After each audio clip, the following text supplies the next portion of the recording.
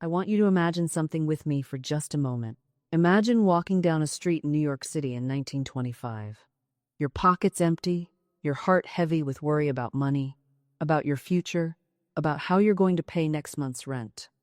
And then you push open the door of a small meeting room, and there's a woman standing at the front, and she looks at you with these kind, knowing eyes, and she says something so simple, so strange, that it stops your racing thoughts completely. She says, "Your word is your wand." That's it. 3 words. And in that moment, something inside you shifts, like a door you didn't even know existed suddenly swinging open. That woman was me, Florence Scovel Shinn, and what I'm about to share with you is the exact method I taught to thousands of people who came to me desperate, broke, and hopeless, and who walked away transformed. This isn't theory. This isn't wishful thinking. This is the forgotten method that changed lives nearly a century ago, and it will change yours today if you let it. Now, I know what you might be thinking. Another promise, another technique, another person telling you that wealth and abundance are just around the corner if you do this one thing. But here's what I need you to understand from the very beginning. I'm not going to sell you magic. I'm going to show you a spiritual law, as real and dependable as gravity, that most people stumble through life never knowing exists. And the reason it's been forgotten isn't because it stopped working. It's because we stopped believing that something so simple could be so powerful. You see, I spent years as an artist and illustrator before I ever spoke a word about metaphysics or prosperity. I understood beauty, composition, and how small changes in light could transform an entire painting. And what I discovered, through my own struggles and breakthroughs, is that life works the same way. Your words, your thoughts, your beliefs are the brushstrokes that create the masterpiece or the mess of your existence. And most people, bless them, are painting blindfolded, wondering why everything looks so dark. Let me take you back to where this all began for me, because my story isn't one of ease and privilege. I wasn't born knowing these secrets. I had to find them in the rubble of my own disappointments. I was married once, you know. My husband was an artist too, and when he died, I was left alone, having to support myself in a world that didn't make space for women to do much of anything except depend on men. I was angry. I was scared. And I was broke. Not the romantic kind of broke where you laugh about eating crackers for dinner, the kind where you lie awake at 3 a.m. wondering if you'll end up on the street. But in that darkness, I found something. I started studying the Bible, not as religion, but as a textbook of mental and spiritual laws. I read the mystics, the metaphysicians, the ancient wisdom teachers. And I began to see a pattern, a formula, a method that was hidden in plain sight. It was this. The words you speak with conviction become the blueprint for your reality. Not sometimes, always. The universe is set up like a mirror, reflecting back to you exactly what you project into it. And I started experimenting with this idea on myself first, because I had nothing left to lose. I would stand in my tiny room and speak out loud, with all the feeling I could muster, statements that seemed absurd given my circumstances. I give thanks for my immediate, endless supply of money. Can you imagine? I had maybe a few dollars to my name, and I'm declaring abundance as if it's already mine. But something extraordinary happened. Opportunities appeared. People came into my life. Money showed up in ways I could never have orchestrated, and I realized I had stumbled onto something profound, something that needed to be shared. So I started teaching. Small groups at first, just a handful of people in a living room, but word spread fast because people were getting results. Real, tangible, impossible to deny results. A woman came to me once, a widow with children, about to be evicted. We worked together for 3 weeks using this method. 3 weeks later, she inherited money from a relative she'd lost touch with years ago. Coincidence? Maybe. But I saw this happen hundreds of times, in hundreds of different ways, with hundreds of different people. The thing is, what I'm teaching isn't about manipulating reality or forcing the universe to give you what you want. It's about aligning yourself with laws that already exist, laws that are working whether you're aware of them or not. Right now, in this very moment, you are using these laws. The question is, are you using them to create what you want or what you fear? Because most people are master manifestors of their worries, expert creators of their anxieties. They speak their limitations into existence every single day and then wonder why life feels so hard. I'm going to walk you through this method step by step, exactly as I taught it in 1925, exactly as it works today. And I need you to come into this with an open mind, but also with a willingness to be uncomfortable, because some of what I'm going to say will challenge everything you've been taught about how life works. You've been conditioned to believe that circumstances control you, that you're a victim of luck or fate or other people's choices. And I'm here to tell you that's a lie. You are not a victim. You are a creator. And it's time you started creating on purpose. Before we go deeper, I want you to make a decision right now. Are you willing to see yourself differently? Are you willing to consider that maybe, just maybe, the life you're living isn't the only life available to you? Because if you can't answer yes to that question, nothing I say will help you. This method requires you to step outside the prison of your current thinking. It requires you to become a little bit crazy by the world's standards. But every single person who has ever done something extraordinary, who has ever created wealth from nothing, who has ever transformed their life completely, has had to be willing to look foolish first. So here we are, you and me, about to embark on a journey that could change everything. I'm going to share with you the actual technique, the stories of real people who used it, and the specific practices you can start today. Not tomorrow, not when conditions are perfect.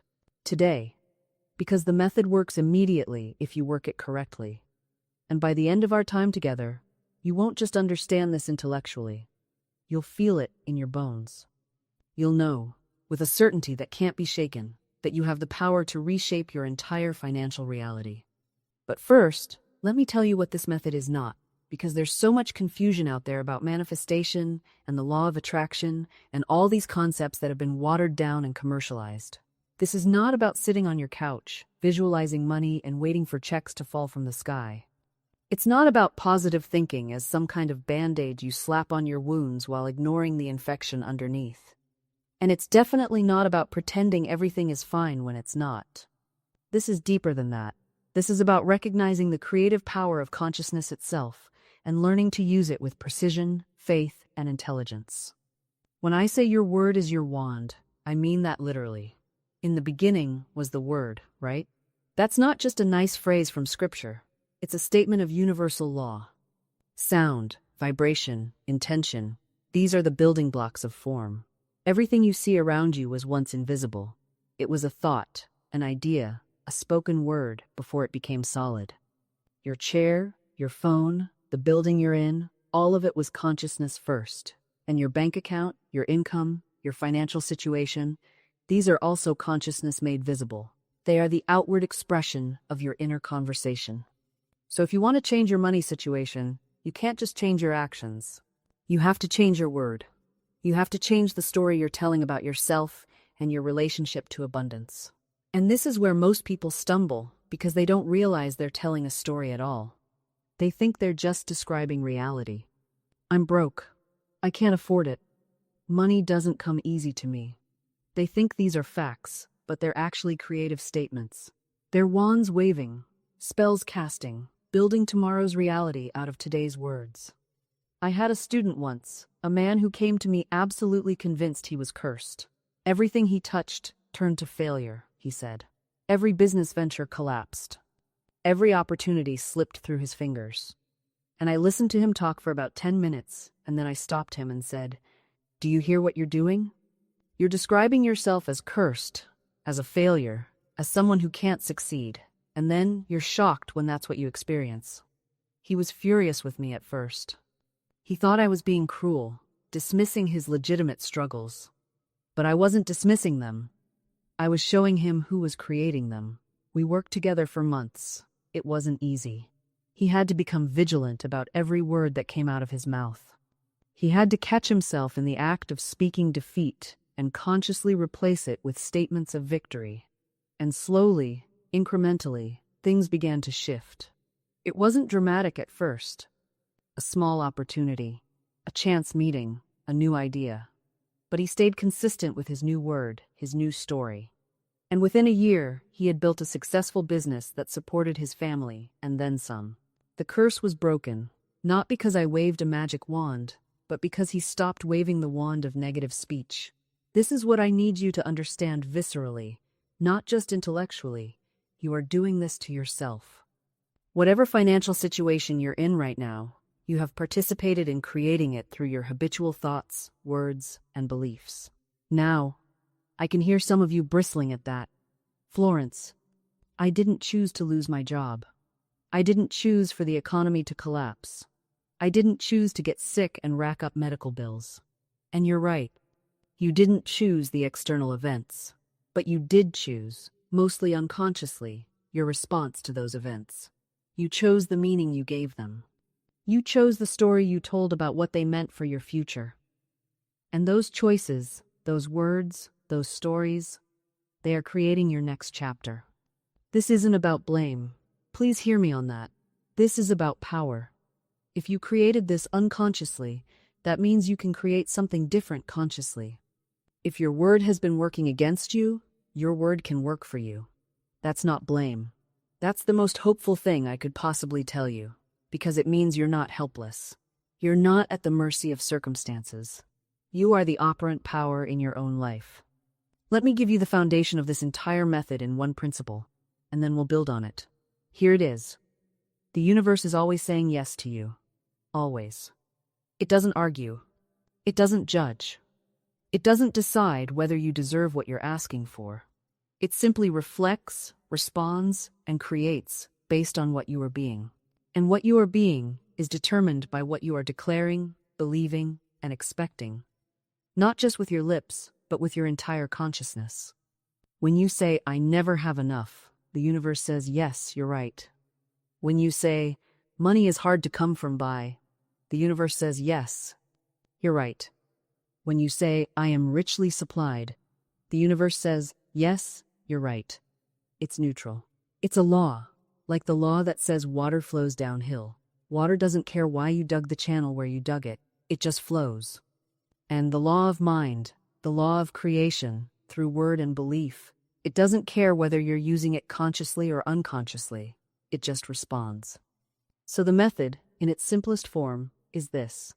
You must make a definite statement of what you want, as if it is already true. You must feel the reality of it. And you must persist in that statement and feeling, regardless of what your current circumstances look like. That's it. That's the method that changed thousands of lives.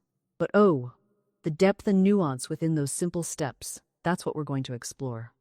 You have to make a definite statement. Not, I hope I have money. Not, I wish things were better. Not, maybe someday I'll be comfortable. A definite statement. I am now receiving abundant supply. Every need is met instantly. Money flows to me easily and constantly. These are definite. They are clear. They are claims staked in the invisible world, and the visible world must conform to match them. But here's where people get tripped up. They make the statement once, half-heartedly, and when nothing changes in the next 5 minutes, they give up and go back to their old story. The power isn't in saying it once. The power is in making it your new habitual word. It's in repetition, with feeling, until the statement becomes more real to you than your current circumstances. You have to impregnate your consciousness with this new idea, this new truth, until it gestates and births itself as form. I remember teaching this to a young woman who was desperately seeking employment during a particularly difficult economic time. She came to me with fear, written all across her face, clutching a newspaper full of rejection. I asked her to put down that paper, that record of lack, and to begin speaking a new word over her life. The divine plan of my life now takes shape in definite, concrete experiences leading to my heart's desire, I told her to affirm. She looked at me skeptically. But Mrs. Shinn, she protested, I have no job. I have no prospects. How can I say these words when they feel like lies? This is where most people stumble, you see. They want the feeling to come first, then they'll speak the word. But it works in reverse. You speak the word, you persist in speaking it, and the feeling follows. The feeling is actually the evidence that the word is taking root in your consciousness. I had her repeat this statement morning and night, before every interview, whenever fear would creep in.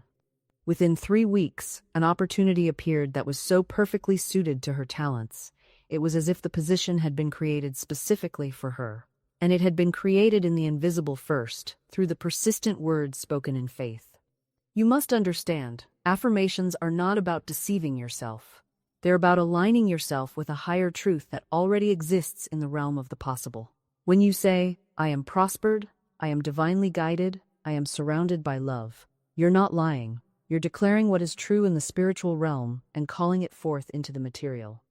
The word you speak today is building your tomorrow. Every statement is a stone laid in the foundation of your future experience. Are you building a temple or a prison? The choice is always yours. Now, the third transformative practice is what I call acting the part. This goes hand in hand with speaking your word, but it involves your body, your behavior, your daily choices. You must begin to act as if the thing you desire is already yours, not from a place of pretense or arrogance, but from genuine inner knowing. When you act from faith, your entire energy field shifts. You move through the world differently. You make decisions differently.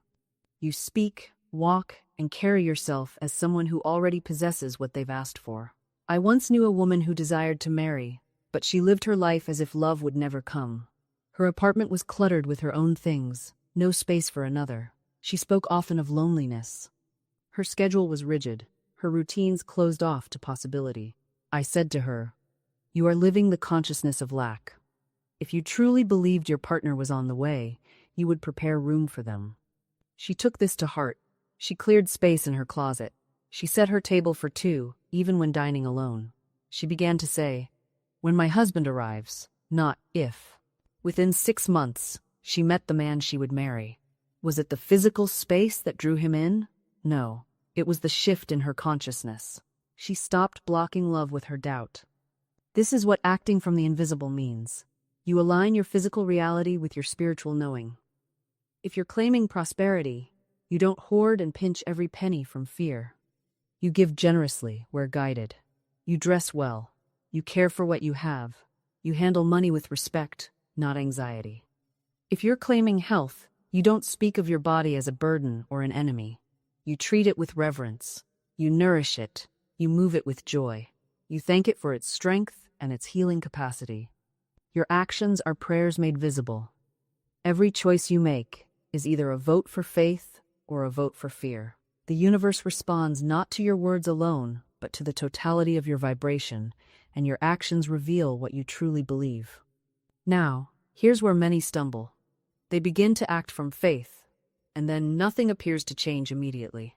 Doubt creeps in. "See, I tried. It didn't work."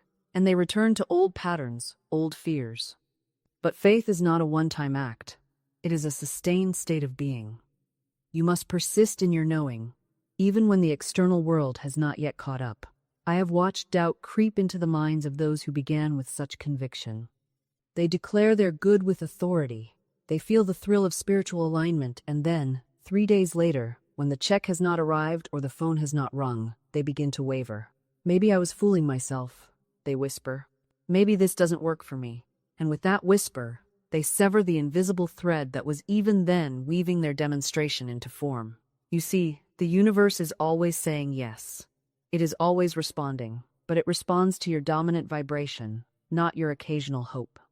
If you affirm abundance on Sunday and return to fear on Monday, you have given fear the final word. And fear, dear one, is a powerful creator. It simply creates more of what you do not want. This is why I tell my students, guard your thoughts as you would guard a treasure. Your mind is the gateway through which all good must pass. If you leave that gate unattended, anything may enter: doubt, worry, the opinions of others, the evidence of the material world. The material world is always the last to know. It lags behind your spiritual work, like a shadow lags behind the body. When you turn, the shadow does not turn instantly, it follows. So too does your outer world follow your inner convictions. But you must give it time to catch up. I once knew a woman who needed to sell her home quickly. She had already moved to another city and could not afford to maintain 2 residences. Month after month, the house sat empty. Friends told her to lower the price. Real estate agents shook their heads.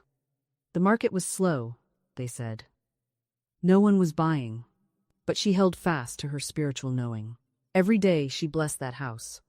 She gave thanks that the right buyer was already on their way. She refused to entertain conversations about lack or limitation. She smiled and said simply, "It is sold in the invisible. I am only waiting for the visible to reflect this truth." And one morning, without warning, a buyer appeared, someone who had been searching for exactly that house in exactly that neighborhood. They paid her asking price without negotiation. When she told me the news, she said, "I almost gave up so many times, but something in me knew that my faith was the only thing holding the door open for my good."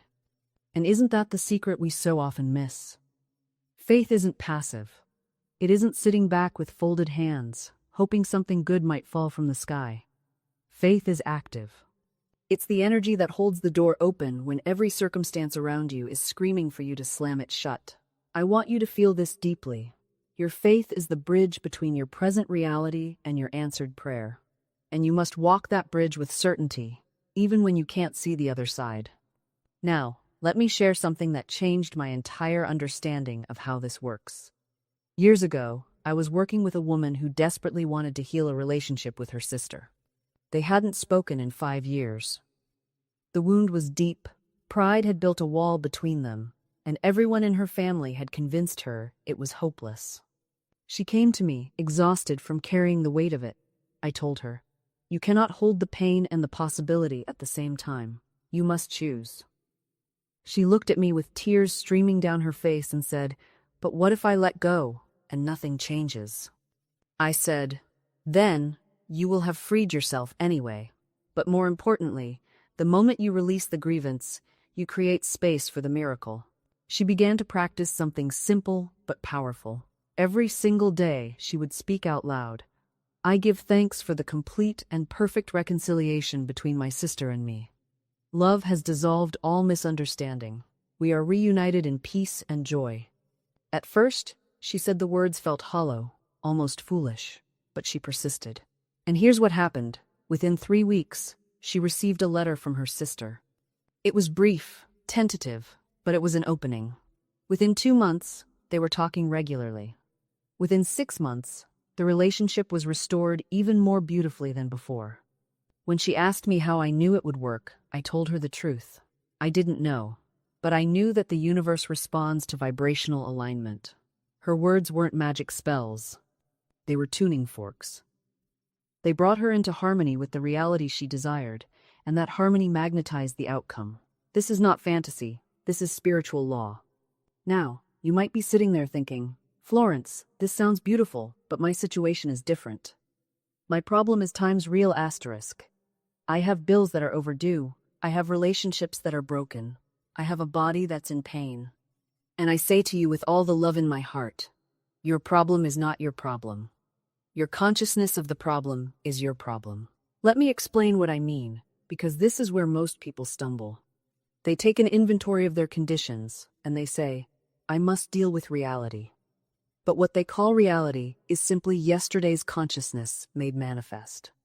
They're looking at the harvest and declaring it permanent, not understanding that they are still planting seeds with every thought, every word, every mental image they hold.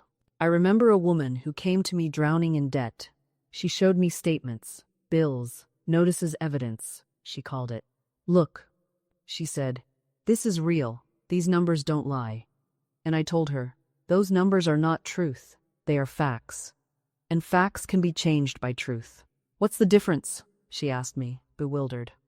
"A fact," I said, "is temporal. A fact is what has already manifested from previous thinking. Truth is eternal. The truth is that God is your infinite supply, that the universe is abundant, and that lack is impossible in divine mind. When you align with truth, the facts rearrange themselves." She looked at me as though I'd spoken in another language. So I gave her this treatment to speak daily. I am one with infinite abundance. Every door opens before me. My supply is inexhaustible, immediate, and comes from God. But how will the money come? She wanted to know. And there it was, the fatal question. The how. The method. The pathway that the human mind insists on controlling. I said to her, "What I say to you now, the times how times is none of your business. Your business is the times what asterisk. Your business is to claim it, to accept it in consciousness, to see it as already done. The how is God's job. The universe has infinite ways to bring your good to you, but when you insist on seeing the path before you walk it, you block 1,000 channels you cannot even perceive. Now, let me show you how this works in the practical world. I knew a woman, call her Margaret, who had been praying for prosperity for years. She wanted money, yes, but more than that, she wanted freedom. Freedom from the crushing anxiety that woke her at 3 a.m. Freedom from checking her bank account with dread in her stomach. She would affirm, "I am prosperous, I am abundant." But in the same breath, she'd calculate how many days until rent was due and panic would flood through her body. One day, I said to her, "Margaret, you're trying to build the house yourself. You're standing there with invisible bricks, mixing invisible mortar, trying to figure out how God should answer your prayer. You're exhausting yourself with work that isn't yours to do." She looked at me as though I'd spoken in another language. "Your only job," I told her, "is to remain faithful to the vision, to give thanks that it is already done, to act as though you are the woman who has that freedom now." What would she do? How would she carry herself? Would she be frantic and grasping, or would she be calm, knowing her supply is infinite? It took some time, but Margaret began to practice this. When the fearful thoughts came, and they did come, like clockwork, she would stop herself. She wouldn't try to figure out where the money would come from. Instead, she'd simply say, "It is done. My God and I are one, and my supply is unlimited." Then she'd go about her day as a woman of means. Not spending recklessly, mind you, but spending without that clenched fist around her wallet. Giving where she was called to give. Breathing freely. 3 weeks later, a cousin she hadn't spoken to in a decade contacted her out of the blue. There was an inheritance Margaret had never known, about a small trust her grandmother had left years ago that had been sitting unclaimed because of a clerical error. The amount? Almost to the penny, what Margaret needed to pay off her debts and have 6 months of living expenses in reserve. Now, I can already hear the skeptic. Coincidence. But you see, there is no such thing as coincidence in a universe governed by law. Margaret changed her consciousness, and her outer world rearranged itself to match. The channel through which her good came was utterly unexpected. Had she been busy trying to manipulate circumstances, forcing this door or that door, she would have missed it entirely. She would have been looking east while her good came from the west. This is the mystical law of supply. You cannot see the channel before it appears. You can only see it after the invisible has been made visible. Your reasoning mind, that clever little calculator, cannot possibly figure out how your good will come. It hasn't the capacity. It's like asking a flashlight to illuminate the sun. I knew a man who needed a large sum of money for a business venture. He could see no possible way it could come. Every avenue seemed blocked. Every door appeared closed. He went to his relatives, nothing. He approached banks, rejected. He asked friends, they had nothing to give. His reasoning mind said, "It's impossible. Give up this foolish dream." But he had learned the law. Instead of collapsing into despair, instead of forcing and pushing and manipulating, he made his statement. "Infinite Spirit, open the way for the immediate supply of all that I need. Give me a definite lead. Let me know just what to do." Then he let go. He released it completely. He went about his days in peace, trusting, knowing that the answer was already on its way. Within 1 week, a man he had not seen in 15 years walked into his office. This man had been thinking about him, had felt an urge to look him up, had been impressed to reconnect. In the course of their conversation, the business venture was mentioned. The old acquaintance immediately became interested and supplied the entire sum needed. You see? The channel was utterly unexpected. Had this man been sitting by his telephone, anxiously trying to think of every person he had ever known, running through mental lists, forcing his memory to produce names, he might never have thought of this old friend. Their connection had been slight, the years too many. His reasoning mind would have skipped right over that possibility as too remote, too unlikely. But infinite intelligence wastes nothing. It knows every connection, every thread, every possibility that exists in the vast web of life. It sees what you cannot see. It knows what you do not know. This is why Jesus said, "Take no thought for your life," not because your life doesn't matter, but because anxious thought blocks the very good you seek. The moment you begin to worry, You have stepped out of faith and into fear. And fear is simply faith in the wrong thing. It is belief in lack, in limitation, in the power of circumstances to harm you. But I tell you, circumstances have no power except the power you give them through your belief. I knew a woman who was waiting for a position. She needed work desperately, and every day she would say, "I wonder if I'll hear today. I hope something comes through soon." Her mind was filled with anxious speculation. Nothing came. Then one day she said, "I place this in God's hands. The right position is mine by divine right, and it cannot be kept from me." She let go. She released the burden. Within 3 days, she received not one offer, but 2, and both were better than anything she had imagined. This is the law. When you release, you receive. When you trust, the universe can move on your behalf. But when you clutch and grasp and worry, you create a wall between yourself and your good. Now, someone might say, "But what am I supposed to do? Just sit back and do nothing?" No. There is a vast difference between anxious striving and inspired action. Anxious striving comes from fear. It is exhausting, chaotic, frantic. Inspired action comes from faith. It is calm, clear, purposeful. You will know which is which by how it feels in your body. When you are in alignment with divine will, action feels natural. It flows. You feel guided, supported, even energized. When you are forcing from fear, everything feels hard. You push, you struggle, you exhaust yourself, and still nothing moves. Learn to recognize the difference. Your body is wiser than your mind. It knows when you are in the flow and when you are swimming against the current. The universe is not asking you to figure everything out. It is asking you to trust, to take the next step that is clearly before you, and then the next, and then the next. One step at a time, lit by faith. And this is where many of us stumble. We want the entire staircase illuminated before we take the first step. We want guarantees. We want to see the whole map, every turn, every milestone marked and measured. But the universe doesn't work that way. Faith requires movement in the midst of mystery. I once knew a woman who had a vivid dream. In it, she was standing at the edge of a great chasm, and on the other side was everything she'd ever wanted. Her healed relationships, her creative work flourishing, a life of meaning and joy. But there was no bridge. She woke troubled, thinking the dream meant her desires were unreachable. Then one day, as she stood at her window in prayer, she felt a quiet instruction. Step forward. It made no logical sense. There was no bridge, no path, no visible way across. But something in her stirred, and she decided to trust. She took one action that felt aligned with her dream. She called her estranged sister. Just that. One phone call. And you know what happened? The moment she acted in faith, the next step appeared. Her sister answered. They talked. A crack of light entered years of darkness. Then another step became clear. And another. She told me later. The bridge didn't appear all at once.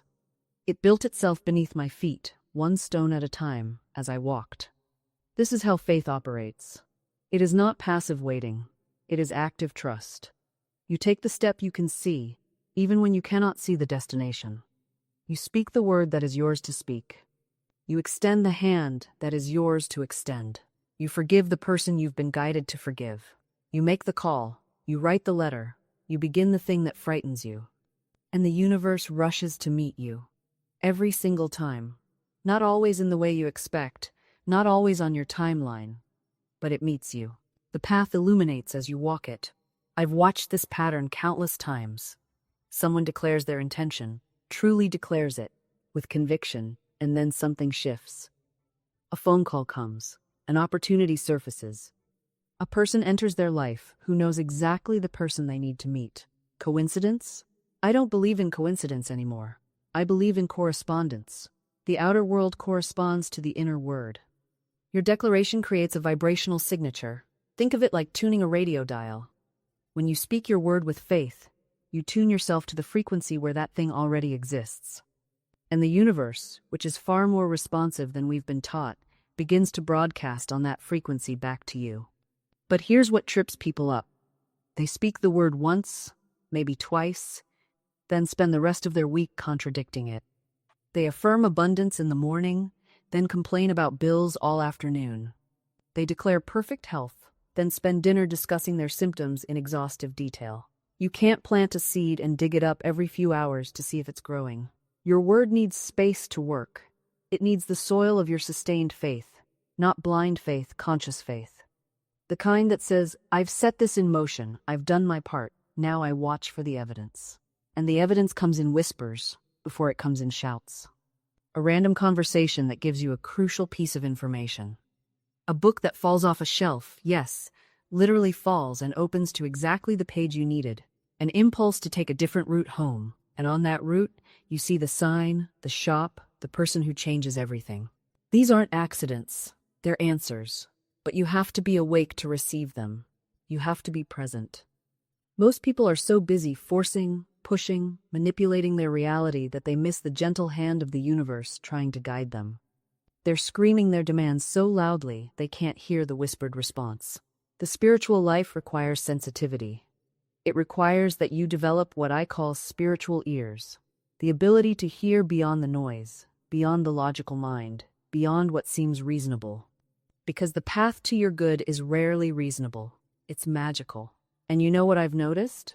The people who struggle the most with this work are the ones who trust only what they can see. They're trapped in what I call the prison of appearances. They look at their bank account and say, well, that's reality. They look at their health diagnosis and say, that's what's true. They look at their circumstances and build an entire belief system around what is, never once asking themselves what could be. But appearances are the least reliable thing in the universe. They're the end result of old thinking, old beliefs, old patterns. By the time something shows up in your physical reality, it's already ancient history in the realm of consciousness. It's yesterday's news, and yet people worship it. They give it all their attention, all their faith, all their emotional energy. They treat the visible world as if it's the only world that matters. This is exactly backwards. The invisible world, the world of thought, feeling, and faith, that's where everything begins. That's the realm of cause. The physical world is merely the realm of effect. When you understand this, you stop being a victim of circumstances. You stop saying, well, this is just how things are. You start saying, this is how things were, based on how I used to think. But I'm thinking differently now, and so everything must change. I remember a woman who came to me in absolute despair. Her husband had left her, her children were grown and distant, and she felt utterly alone. She kept saying, I'm not lovable. Nobody wants to be around me. That's just the truth. And I said, no, that's just what you've been affirming, and life has been kind enough to show you exactly what you believe. We began to change her inner conversation. Instead of rehearsing her loneliness, she started affirming, I am surrounded by love. I am a magnet for warm, wonderful relationships. My life is full of connection and joy. It felt like a lie at first. She'd say the words and immediately want to contradict them with evidence. But I told her, just keep speaking it, let the words do their work. Within 2 weeks, her friend called completely out of the blue and offered to invest in her idea. Not a loan, an investment. She didn't have to chase it down or prove herself worthy. The moment she stopped defending her lack, the abundance found her. This is what I mean when I say, your word is your wand. You're not trying to convince the universe. You're not bargaining with God. You're aligning yourself with what already exists in the spiritual realm, and your spoken word is the bridge that brings it into form. Now, I know some of you are thinking, but Florence, I've tried affirmations. I've said the words. Nothing happened. And I want to address that directly, because this is where most people stumble. There's a difference between parroting words and speaking with authority. When you say, I am prosperous, but your inner dialogue is screaming, who am I kidding? Look at my bank account. You're not affirming anything. You're just making noise. The power isn't in the repetition alone. It's in the alignment. It's in the moment when your conscious mind and your subconscious mind agree, even if it's just for a split second. That's the moment the universe moves. I worked with a man who wanted to heal a relationship with his estranged son. Years of silence between them. Every time he tried to reach out, pride and old wounds would rise up and sabotage the connection. So I gave him something simple to say. Divine love now dissolves every false belief between us. He didn't say it to his son. He said it to himself. Every morning, every night, sometimes 100 times a day when the old anger flared up. And here's what happened. Nothing. For weeks. But he kept speaking it. And then one ordinary Tuesday, his phone rang. His son. No explanation. Just, "Dad, I think we should talk." You see, the invisible work was happening the entire time. The words were clearing the path. They were dismantling the barriers brick by brick. The outer world simply reflected what had already shifted within. The outer world simply reflected what had already shifted within. You see, most people have this completely backwards. They wait for the evidence before they believe. They say, "Show me the money, then I'll believe I'm prosperous. Show me the relationship, then I'll believe I'm loved. Show me the healed body, then I'll believe in miracles." But that's not how the law works. That's not how the universe operates. The belief comes first. The inner conviction precedes the outer manifestation, always. I watched this woman continue her practice, day after day, week after week. And here's what happened. Not overnight, not in some flash of lightning, but gradually, steadily, the frozen channels began to thaw. First, a small check arrived in the mail. Unexpected, a refund she'd forgotten about. Not a fortune, but enough to buy groceries for the week without anxiety. Then a friend called out of the blue and offered her freelance work. Then another opportunity. Then another. Within 3 months, her income had doubled. Within 6 months, she was earning more than she ever had in her stable job.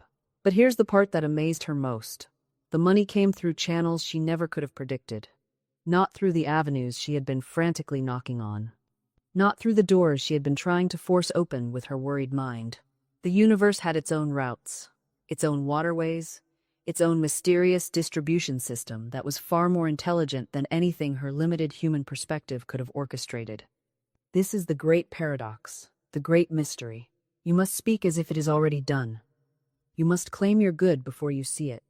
You must call those things that are not as though they were. This isn't delusion. This isn't denial of reality. This is a higher law, a spiritual law that supersedes what your physical eyes can see. Your word is the bridge between the invisible and the visible, between the world of cause and the world of effect. Every great thing that has ever manifested in this physical realm began first as an invisible idea, a thought, a conviction in someone's consciousness. The buildings, the inventions, the works of art, the healed bodies, the transformed lives, all of it existed first in the unseen before it could appear in the seen. And your word is the tool that solidifies the invisible pattern and draws it into form. You see, the word has never been separate from power. In the beginning was the word, and the word was with God, and the word was God. This isn't religious sentimentality, this is spiritual law, the very mechanics of how reality operates. Your word is not merely a sound that fades into the air. It is a vibrational force that imprints itself upon the substance of the universe. It carries intention, conviction, and creative energy. When you speak with faith, you are not hoping something will happen. You are commanding it into being. There is a world of difference between wishing and decreeing. Wishing is passive. It says, "I hope this works out somehow." But decreeing is active. It says, "This is done. It is already accomplished in the invisible, and now I call it forth into the visible." That is the difference between someone who drifts through life reacting to circumstances and someone who walks as a conscious creator. I once worked with a woman whose entire life had been a series of disappointments. Every venture she attempted seemed to collapse. Every relationship ended in betrayal. Every door she approached seemed to slam shut just as she reached for the handle. She came to me exhausted, convinced that the universe itself was against her. But as we spoke, I began to listen not just to her story, but to her words. Every sentence was laced with expectation of failure. Nothing ever works out for me. I always get hurt. People can't be trusted. I'm just unlucky. Do you see what she was doing? She was not describing her life, she was creating it. Her words were decrees, powerful affirmations spoken with absolute conviction, and the universe was simply obeying her commands. She was the author of her own suffering, though she had no idea she held the pen. I told her plainly, You must stop bearing witness against yourself. Your words are creating your world, and you've been speaking destruction over your own life. At first, she resisted. She wanted to tell me I didn't understand, that her circumstances really were impossible, that her past proved her words were true. But I asked her a simple question. How can your future ever be different if you continue to declare it will be the same? That question broke something open in her. She began, slowly at first, to change her speech. Instead of "nothing works out," she began to say, "divine order is now established in my life." Instead of "I always get hurt," she declared, "I am divinely protected and guided in all my relationships." She felt foolish at first, as though she were lying. But I reminded her, "You are not lying, you are prophesying." Within weeks, something began to shift. Not in her circumstances, not at first, but in her time's atmosphere *. She carried herself differently. Her voice, once tight with complaint, softened into certainty. And then the outer world began to mirror this inner transformation. An unexpected reconciliation. A financial gift. A door opened where there had been only wall. This is the creative power of the word. You are not merely describing your world, you are sculpting times it. Every statement you make is a chisel against the marble of possibility. You are either carving the statue of your dreams or hacking away at your own foundation. There is no neutral ground. Now, let us address a question that often arises. But what if I don't believe the words I'm saying? What if they feel false? This is the crossroads where most people turn back. They abandon their power because the words feel hollow in their mouths. Let me be plain with you. Your feelings are not the measure of truth. Your feelings are times effects *, not causes. They follow your habitual thoughts like shadows follow form. When you have spent years declaring defeat, your emotional body has learned to resonate at that frequency. Of course, new words feel strange. Of course, they feel like costumes that don't fit. But wear them anyway. Speak them anyway. Think of it this way. A seed planted in the ground does not feel like a tree. It feels like a seed in darkness, covered in soil. But if it could speak, it would not say, "I am buried and lost." It would say, if it knew its nature, "I am planted and growing." Your affirmations are not denials of present conditions. They are recognitions, times of invisible operations already underway. You are aligning your speech with the unseen reality, the divine blueprint, and calling it into manifestation. I once knew a man who came to me depleted, his business failing, creditors circling. He said, "I cannot lie to myself. I cannot pretend I'm prosperous when I'm nearly bankrupt." I told him, "You have been lying to yourself for years, lying that you are limited, lying that supply is scarce, lying that you are separate from infinite abundance. Now I am asking you to tell the truth, that God is your source, that divine ideas flow to you freely, that you are a channel for prosperity." He resisted, but finally agreed. "Each morning and night," he declared, "infinite supply now manifests in my life. I am open and receptive to divine abundance." Within 3 months, a business opportunity came that not only saved him, but expanded him beyond what he had previously known. This principle, speaking into existence what you desire to see, is not wishful thinking. It is spiritual law. Your word is the most powerful tool you possess. It carries either the vibration of faith or the vibration of fear, and the universe responds accordingly. I worked with a young artist who complained that no one appreciated her work. Every conversation was filled with declarations of rejection. "Nobody understands my vision. Galleries won't give me a chance. The art world is closed to outsiders." I stopped her mid-sentence one afternoon and said, "Do you hear yourself? You are building prison walls with your own words." She looked startled, then tearful. Together, we crafted new declarations. My work resonates with those meant to receive it. Divine channels open for the expression of my gifts. I am seen, valued, and supported. Within weeks, she received an invitation to a group exhibition. Within 6 months, a collector purchased 3 of her pieces. The shift was not in her talent that had always been present. The shift was in the frequency of her words. You see, the spoken word is a decree. It sets forces into motion. When you declare lack, you summon more lack. When you declare abundance, doors swing open. This is why I am so passionate about monitoring your speech.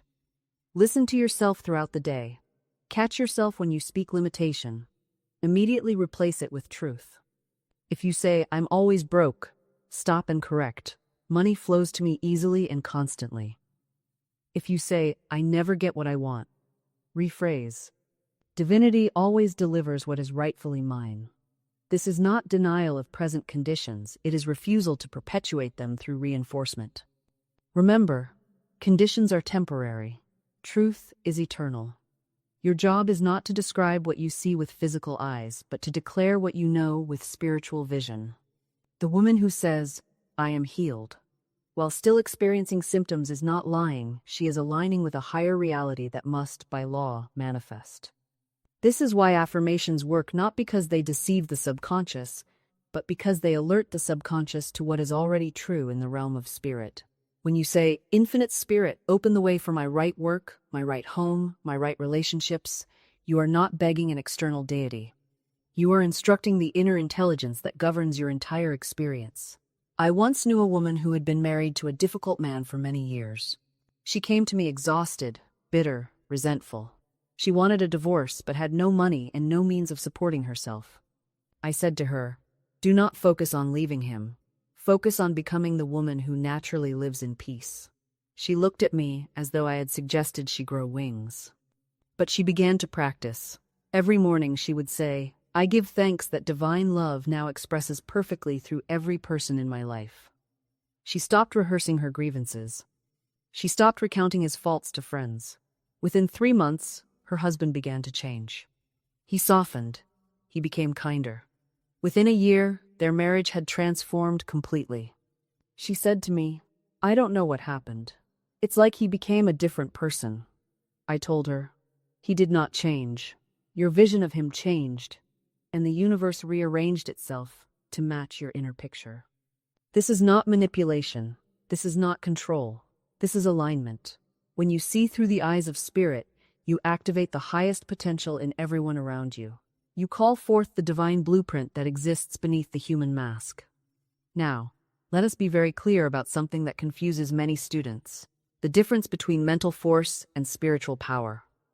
Mental force is will, effort, strain. Spiritual power is relaxation, trust, knowing. Mental force says, "I must make this happen." Spiritual power says, "It is already done." When you operate from spiritual power, you stop pushing against closed doors. You stop forcing, manipulating, trying to control outcomes. You simply hold the vision and let the universe arrange the details. I once knew a woman who wanted to sell her house. She tried everything, lowered the price, hired different agents, staged it perfectly. Nothing worked. She was exhausted from the effort. Finally, she surrendered. She said, "Infinite intelligence, this house is in your hands. I know the right buyer is already on their way." Within a week, someone knocked on her door and made an offer above her original asking price. They weren't even working with an agent they'd been driving by and felt drawn to stop. That's spiritual power. It doesn't advertise, doesn't chase, doesn't beg, it simply knows. Now, here's something important. Spiritual power requires you to give up resentment. Resentment is one of the heaviest vibrations you can carry. It's like dragging an anchor while trying to sail. You cannot resent someone and manifest your good at the same time. It's spiritually impossible. Resentment says, "They did me wrong, and I won't let it go." Spiritual power says, "I release all judgments. I see the divine in every person." When you hold on to resentment, you're tied energetically to that person. You're giving them your power every single day. Forgiveness cuts the cord. It sets you free. I remember a student who couldn't get ahead financially. She worked hard, did affirmations, visualized abundance, but nothing changed. Then we discovered she was deeply resentful toward her father for how he'd handled money when she was a child. That resentment was a wall between her and prosperity. The moment she forgave him, truly forgave him from her heart, her finances shifted, new opportunities appeared. Old debts resolved themselves. She'd been blocking her own good. Forgiveness doesn't mean condoning someone's behavior. It means releasing the emotional charge so you can be free. It means saying, I no longer give this situation power over my life. Spiritual power also requires faith in the unseen. You must believe before you see. That's the whole game. The physical world is always secondary. It's the effect, not the cause. When you look at your current circumstances and declare them permanent, you're giving all your power to the visible world. But when you look beyond what is and declare what will be, you're operating from spiritual law. You're creating from the invisible realm, where all things exist as potential. This is what it means to walk by faith, not by sight. Your consciousness is the womb where your future gestates. What you hold there, what you nurture with your attention, your words, your imagination, will eventually be born into your physical reality. This is why guarding your consciousness is the most important work you'll ever do. I once counseled a woman who was perpetually anxious about money. She would check her bank account multiple times a day, each time reinforcing the story of lack. She would say, "I'm just being realistic. I need to know where I stand." But what she was really doing was bowing down to circumstances, giving them authority over her future. I asked her a simple question. If you were truly prosperous, how would you feel right now? She closed her eyes and smiled. I would feel peaceful, grateful, free, I said. Then feel that now, not when the money comes now. Because the feeling is what magnetizes the manifestation. She resisted at first. It felt dishonest to feel abundant when her account showed otherwise. But gradually, she began to practice feeling prosperous throughout her day. She would wake up and say, "Thank you for my lavish abundance." She would pass a beautiful home and think, "I live in that consciousness." She stopped the obsessive checking and started the deliberate feeling. Within 3 months, an unexpected inheritance came through. A freelance opportunity appeared out of nowhere. Her salary was increased without her asking. She wrote to me saying, "It's as if the universe was just waiting for me to change my inner state." That's exactly what was happening. The universe doesn't respond to your words alone, it responds to your vibrational frequency. And your frequency is determined by what you consistently feel and believe. You can say affirmations all day long, but if underneath those words you're feeling doubt, fear, and lack, those deeper feelings will outpicture in your experience. This is why I always say, assume the feeling of the wish fulfilled. Don't wait for evidence. Don't postpone your joy. Step into the emotional reality of your desire now, and watch how quickly the outer world rearranges itself to match your inner conviction. Your word, backed by faith and feeling, is the most powerful creative force available to you. When you speak, you're not just making noise, you're releasing spiritual substance into the ethers, setting into motion the law of manifestation. This is why I teach you to speak only good into your life. Stop predicting disaster. Stop rehearsing failure. Stop declaring lack and limitation over your finances, your health, your relationships. Every time you say, "I can't afford this," or "I never get what I want," or "nothing ever works out for me," you're using the law against yourself. You're instructing the universe to deliver more of exactly what you don't want. I've watched people talk themselves into poverty, into sickness, into loneliness, all because they didn't understand that their words were creative decrees. They thought they were just being realistic, just stating the facts. But the facts are only yesterday's manifestations. The facts are only what was created by your previous thoughts and words. You are not bound by the facts unless you continue to speak them into your future. Here's what you must grasp. Your imagination, coupled with your spoken word, is your divine authority. When you imagine something and then declare it with your voice, you've set two mighty forces into motion. The imagination creates the blueprint in the invisible realm, and the spoken word gives it momentum and direction in the physical realm. I knew a woman who was behind on every bill, creditors calling daily, barely able to feed her children. She came to me desperate, asking what she could possibly do. I told her to stop speaking her poverty and start speaking her prosperity. She looked at me as if I'd lost my mind. "But Florence," she said, "I am poor." "That's just the truth," I said.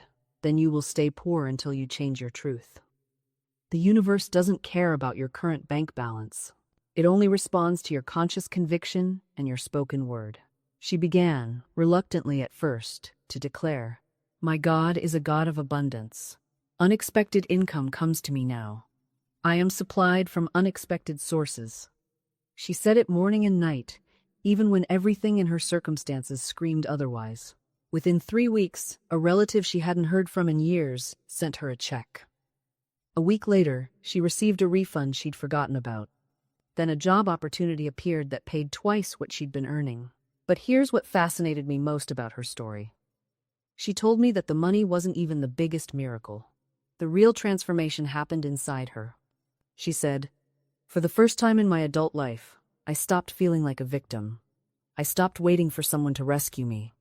I realized I had the power all along."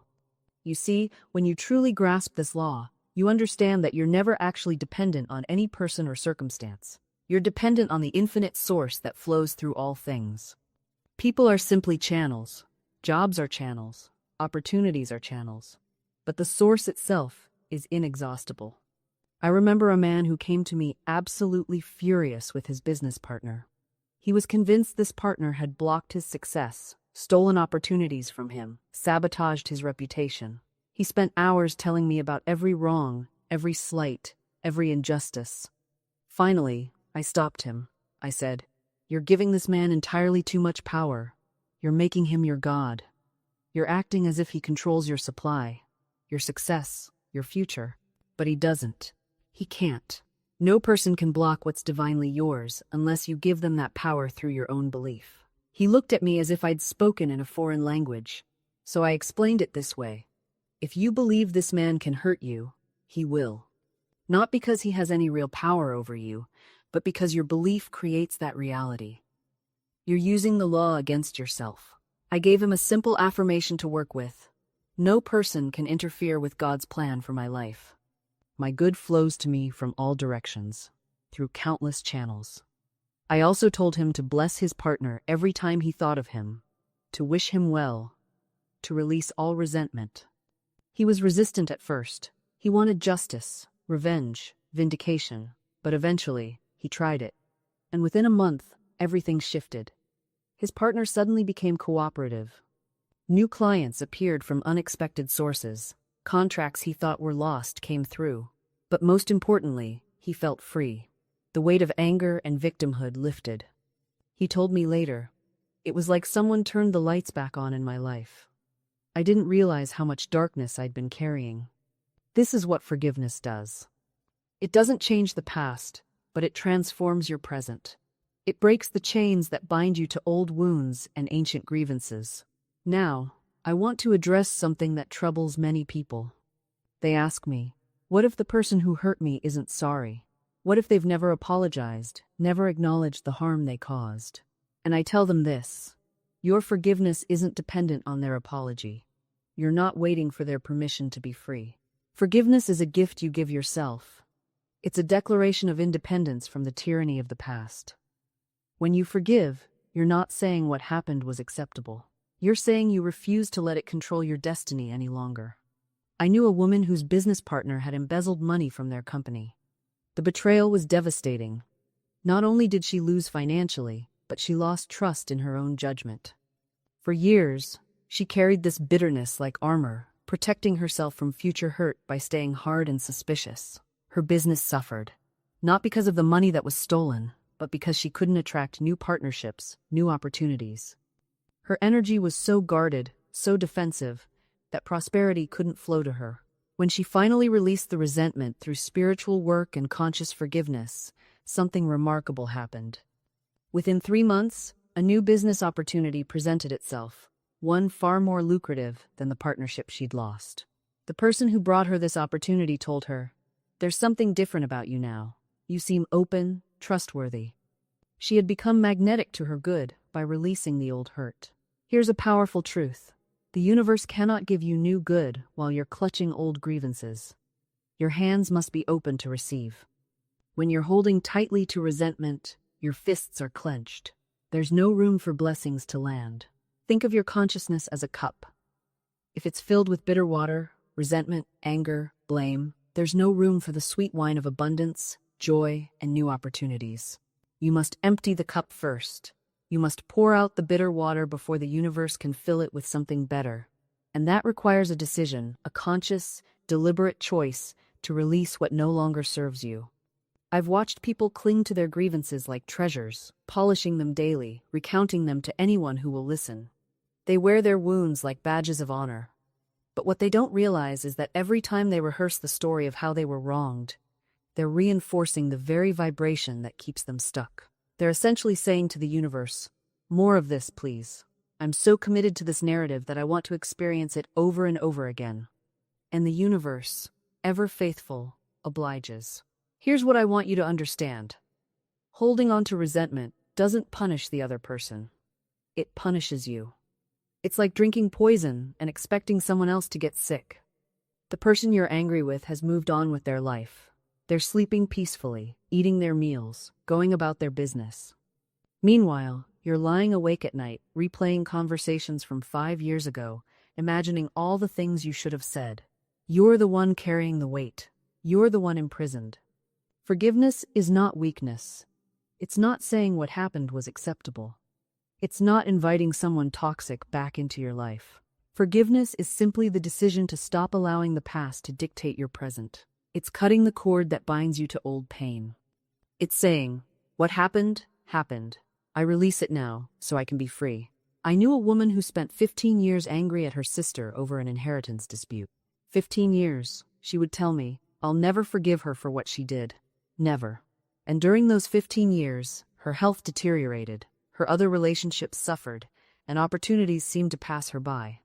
Her sister, meanwhile, went on to build a successful business and a happy family. Finally, one day, exhausted by her own bitterness, this woman decided to let it go. Not because her sister apologized, she never did, but because she realized the resentment was destroying her own life. Within 6 months of releasing that anger, her health improved, she reconnected with old friends, and she met someone who became a wonderful life partner. The shift was miraculous, but it wasn't magic. It was simply the natural result of clearing space for good to enter. This principle applies to every area of life. I've seen people hold on to jobs they despise, relationships that drain them, possessions that clutter their homes and minds. And underneath it all is fear that if they let go, nothing better will come. But this is backwards thinking. Nature abhors a vacuum. When you empty your cup, life rushes in to fill it. Think of your life as a beautiful home. If every room is packed with broken furniture, outdated belongings, and things you no longer love, where will the new treasures go? You can wish and affirm and visualize all you want, but if there's no space to receive, your good must wait at the door. I once counseled a woman who complained constantly about her lack of prosperity. She wanted money, opportunities, abundance. Yet, when I visited her home, I found it crammed with things, piles of old magazines, clothes she never wore, gifts she'd received but didn't like. She couldn't even walk through some rooms. I told her plainly, "Your outer world reflects your inner world. This clutter is blocking your good." She was resistant at first, offended even. But gradually, she began to release. She donated, discarded, and organized. And as her home cleared, so did her mind. Within weeks, a job opportunity appeared. Then, an unexpected check arrived. The outer clearing had created an inner opening. This is the law. You cannot fool it. You cannot trick the universe into giving you what you're not ready to receive. Readiness isn't just about desire, it's about preparation. It's about making room, literally and figuratively. And here's something most people don't realize. The universe reads your actions more clearly than your words. You can affirm prosperity all day long, but if your closets are crammed with clothes you never wear, if your home is cluttered with broken objects and outdated belongings, you're sending a contradictory message. You're telling the universe, "I'm holding on to lack. I'm not ready for the new." I once knew a woman who desperately wanted a new relationship. She prayed, she visualized, she did everything right, or so she thought. But her bedroom still contained photographs of her ex-husband. His clothes still hung in half her closet. She was living in a museum of the past, all while asking for a future. I said to her gently, "You cannot welcome a new love while you're still housing the old one. The physical space matters. It's not superstition, it's energetic reality." She resisted at first. Those items felt like security, like proof that she had once been loved. But that's exactly the problem. She was clinging to evidence of past love instead of creating space for present love. When she finally cleared out those belongings, donated the clothes, removed the photographs, reclaimed her full closet, something shifted. Within weeks, she met someone new. Not because of magic, but because she had finally made herself available. This principle applies to everything you desire. Want more money? Clean out your wallet. Organize your financial papers. Create systems that honor abundance rather than chaos. Want better health? Clear out the expired medications, the junk food, the clothes that no longer fit. Want new opportunities? Unsubscribe from commitments that drain you. Release projects that no longer serve you. Make space in your calendar for the unexpected. The universe operates on a principle of circulation. Energy must flow. When you dam it up with clutter, with indecision, with half-finished projects and unmade choices, you create stagnation. And stagnation is the opposite of manifestation. I've watched people transform their entire lives simply by cleaning out a drawer. Because that one drawer represented a willingness to release, to make space, to prepare for something better. And that willingness, that energetic shift, is what the universe responds to. You see, preparation isn't passive waiting, it's active faith. It's saying, I believe so completely that my good is coming that I'm getting ready for it now. Think of it like this. When you're expecting an honored guest to arrive at your home, you don't wait until you hear the doorbell to start preparing. You clean your house beforehand. You set the table. You arrange the flowers. You prepare the environment to receive what's coming. That's what we're doing in consciousness. We're preparing the environment mentally, emotionally, and physically to receive our good. And here's the beautiful part. The act of preparation itself transforms you. When you start acting as if your desire is already on its way, you shift from hoping to knowing, from wishing to expecting, from someday to now. This is where faith becomes visible.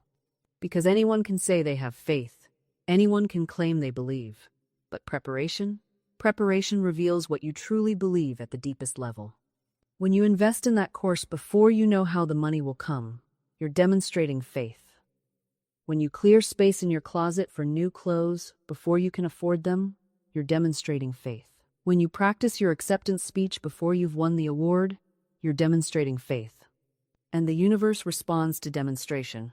Not to your words, not to your wishes, but to your actions that align with your words. I've watched this principle work in the most unexpected ways. A woman who wanted to be married started setting the table for two, even though she lived alone. She bought a king-sized bed. She made space in her closet. Within months, she met her husband.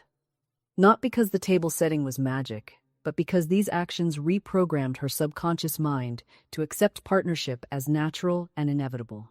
Another person wanted to travel, but felt trapped by circumstances. So they bought a suitcase. Just one beautiful suitcase. They kept it visible in their room. They packed and unpacked it, visualizing their travels. Within the year, unexpected opportunities opened up, and that suitcase saw more countries than they'd dreamed possible. These aren't coincidences. This is law in action. Your word is your wand because it contains your consciousness. When you speak carelessly, you're creating carelessly. When you speak with conviction and faith, you're creating with power. I've watched people turn their entire lives around simply by changing what they say. A woman once told me she was always saying, I'm so tired of struggling. Every conversation, every journal entry, I'm tired of struggling. And so the struggle continued, faithful as a shadow. When she finally heard herself, really heard the pattern, she was shocked. She began to say instead, I am guided to my good effortlessly. Not as a lie, not as wishful thinking, but as a recognition of spiritual truth. The exhaustion lifted first, not from circumstances changing, but from her consciousness shifting. Then the circumstances followed. This is why I tell you to guard your words, as a gardener guards their soil. You wouldn't plant weeds and expect roses. Yet people speak defeat, limitation, and fear, then wonder why those very things bloom in their experience. The universe doesn't argue with you. It doesn't say, are you sure about that? It simply says, yes, as you have spoken, so shall it be. It's the most faithful mirror you'll ever encounter. When you catch yourself about to speak negatively, pause.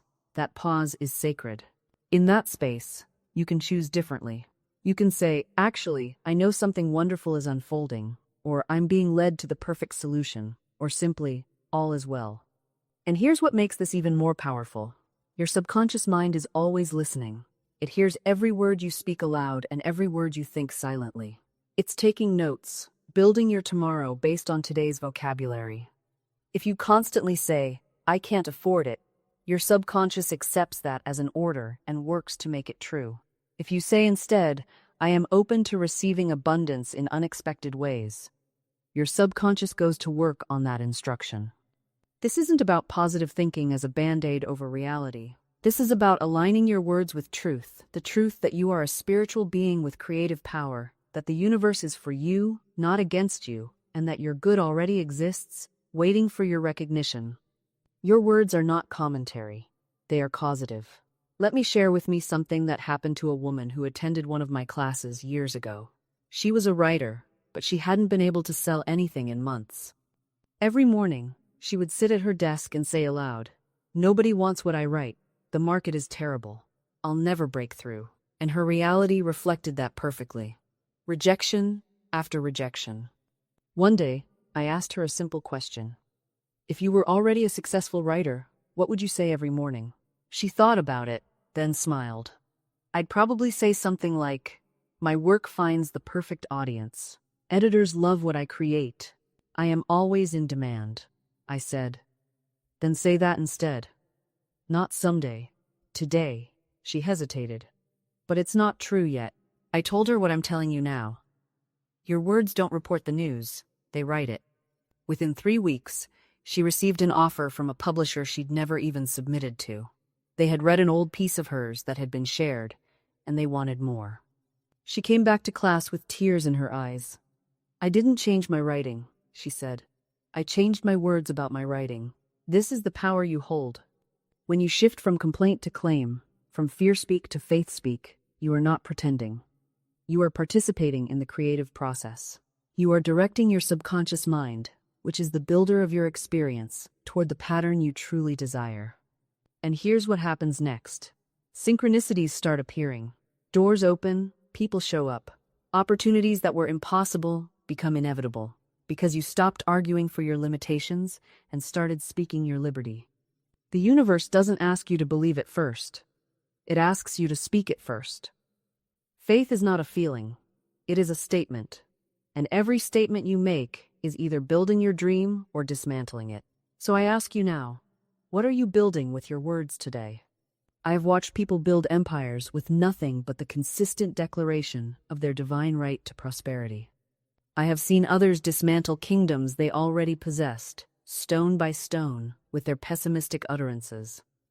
The power is neutral. It works for you or against you, according to your direction. Now, let me speak to you about the principle of non-resistance, for this is where many of you are losing the game before you even begin. You fight what you don't want, and in fighting it, you feed it. You resist your circumstances, and your resistance makes them permanent. I tell you this truth. What you resist persists. What you fight, you invite to stay. The person who says, I hate being poor, I will fight poverty with everything I have, is tying themselves to poverty with chains of steel.